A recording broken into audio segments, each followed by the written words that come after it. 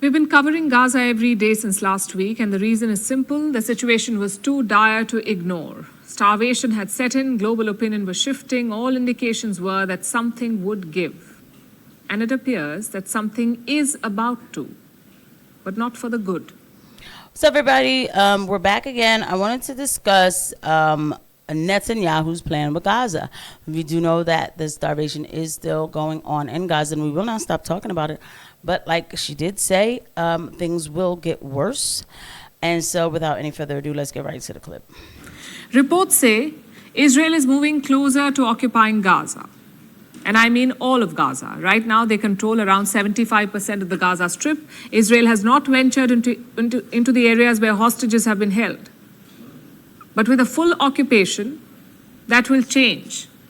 It could lead to hundreds of deaths and more suffering.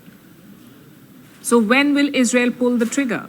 Officials say Netanyahu has made up his mind. He needs his cabinet to sign off. The prime minister was planning to convene it this week, but new reports say it's been postponed. Why? Because of divisions. Netanyahu's cabinet is deeply divided on occupation. His far-right allies support it, but a lot of key figures do not. Like Foreign Minister Gideon Sa'ar and Israel's army chief Eyal Zamir. Reports say Zamir is opposed to the occupation plan. He has two main worries.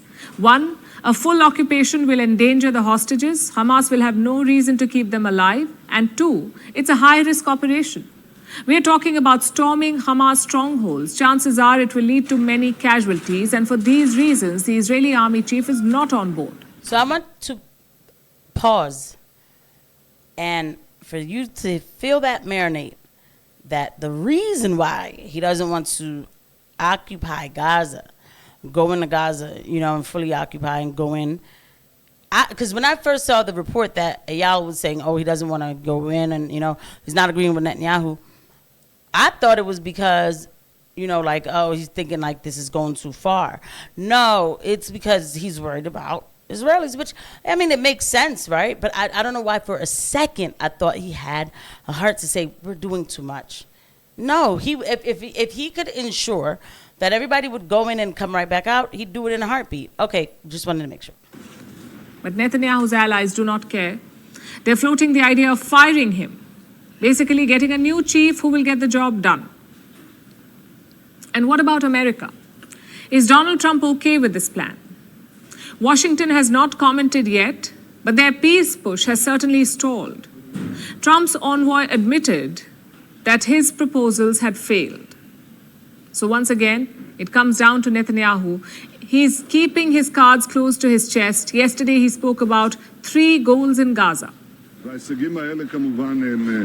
These achievements, of course, are behind us, but it is still necessary to complete the defeat of the enemy in Gaza, to release all our hostages, to ensure that Gaza will no longer pose a threat to Israel.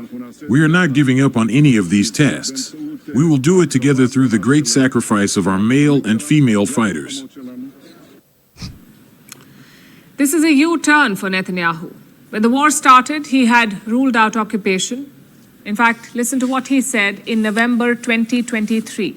We don't seek to govern Gaza, we don't seek to occupy it, but we seek to give it and us a better future, and that requires defeating Hamas. Right, so which means that when you give yourself a goal, like we have to get rid of Hamas, and when you understand that the more you do, the more Hamas you make, all right, that means that I have to do whatever it takes to get rid of. Guys, we could do the math. I don't want to say it out loud, but we can certainly do the math and understand exactly what this means. And the people were Palestinians, and they stole their land, and they created this state of Israel. And to do that, you had to commit crimes. You had to be the victimizer. There is no way Zionists could have created the state of Israel without being victimizers. And the principal victims were the Palestinians. As I like to say, and this is an argument that will strike most people as being on the extreme side, but it really is not. What the Zionists and now the Israelis have done to the Palestinians over time is one of the great crimes of modern history. It's true. It really is true. I don't think that we need any more than that. I'll see you guys at the next one. Bye.